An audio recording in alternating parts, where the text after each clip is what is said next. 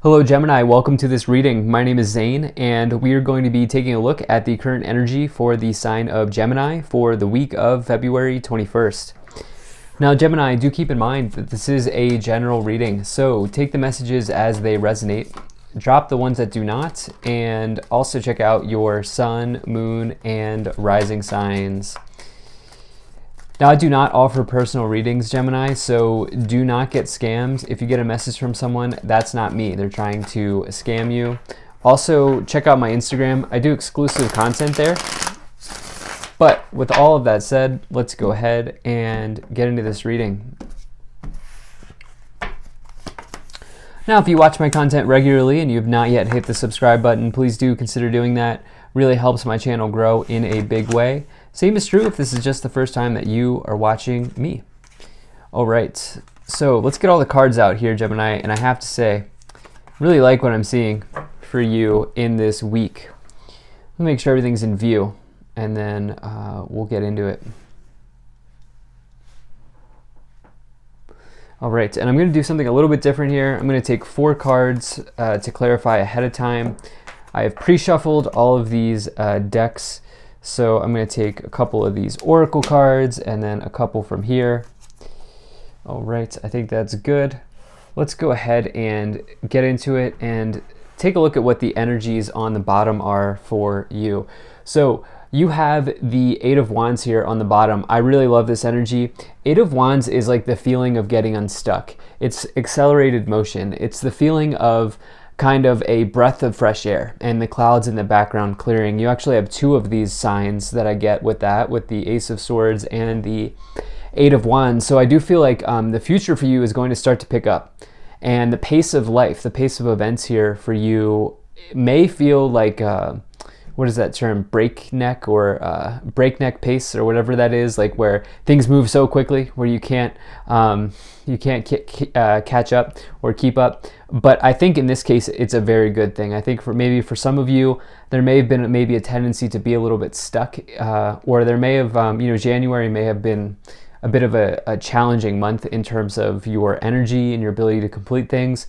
I think that's going to start clearing for you here. Now, the 8 of Wands can also represent messages coming in from a distance, phone calls, text messages, emails, letters, like social media, whatever the case may be. And then this could also represent travel, long distance travel, travel by flight or travel by air, anything like that going on here. So really love this energy for you. Let's go ahead and put that there and see what we have. So right away in the middle, you have the King of Swords. So this is Libra energy. This is the divine scales here. And typically the King of Swords will not take an emotional interest in you. They will help you get from point A to point B. And the King of Swords may be a subject matter expert. This may be an authority figure, or, this could be your boss, but this could really, I think, be, more importantly, this can be somebody who helps you, helps you get from point A to point B. I already said that, but like is maybe able to give you wise counsel because they're an expert in their field. This can refer to,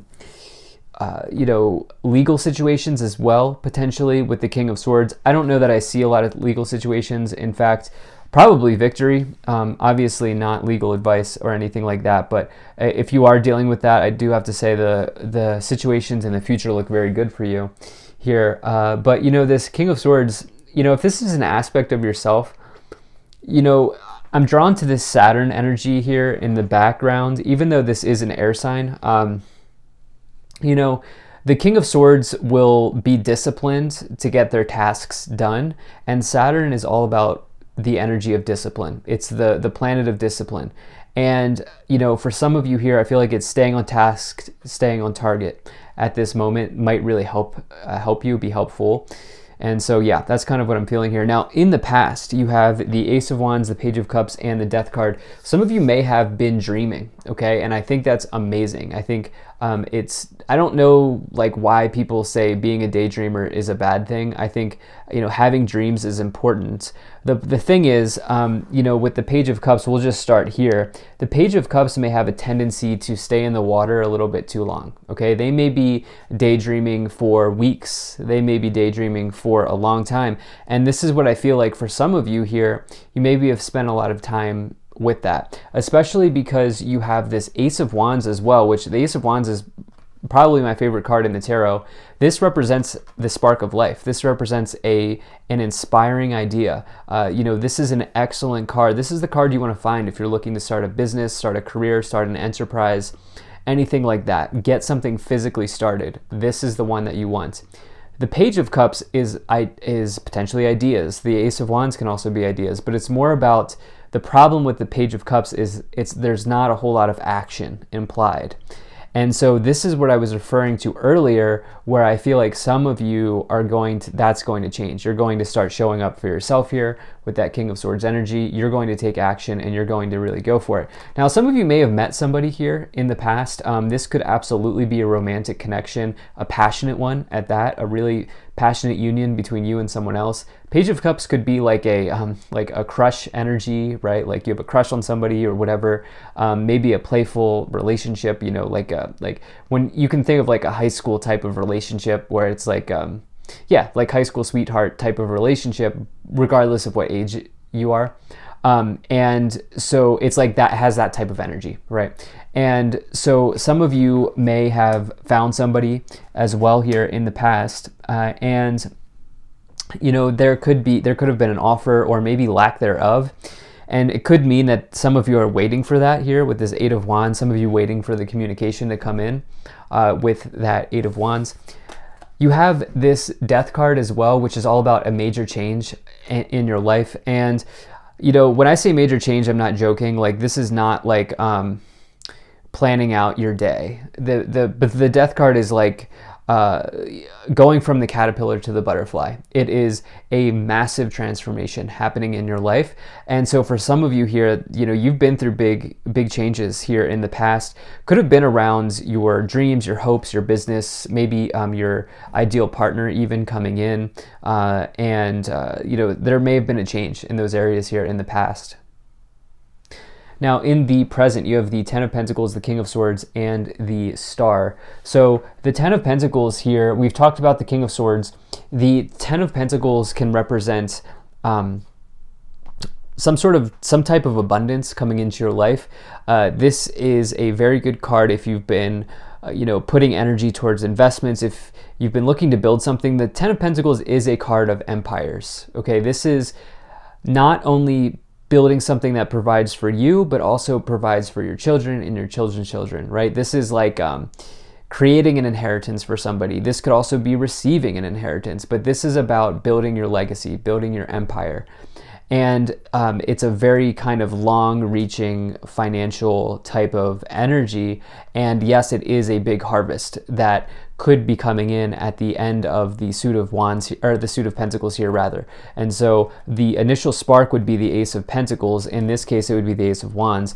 The Ten of Pentacles would be that situation coming into full bloom, coming into fruition here. Your thoughts seem to be aligned. I have to tell you, Gemini, double aces with the Ten of Pentacles in between in this upper row, which is the row of your thoughts. So I have to say, your thoughts seem to be, very good, very focused on what it is that you can do to bring about a really positive situation in your life. You have the Star here as well. The Star is about your wishes coming true. I love this card. You actually have probably my two favorite cards in the tarot, the Ace of Wands and the Star. It's hard for me to decide. I'm a Libra, right? I can't decide. But the Star here is like wishes being granted, okay? And this person's also in healing waters of renewal. And so it's a very good card if you've been nursing an injury or an illness. The Star can also represent, like I said, wishes, but it also says that, there might be a path illuminated for you. And this could come around in a synchronicity. I like to view the star as a card of synchronicities as well, because it just gives me like universe energy vibes when I get the Star. And so, yeah, it's also about maybe clarity, hope, and optimism for the future. It's a very, very, very good card any way you spin it. And what I like is this is coming after potentially a period of drastic change with the Death card. To get the Star after it is definitely a good sign. Now, in the future, you have the Ace of Swords, the Four of Cups, and the Six of Wands. So this Ace of Swords refers to your mental process, and you have it in the mental row, in the thinking row here.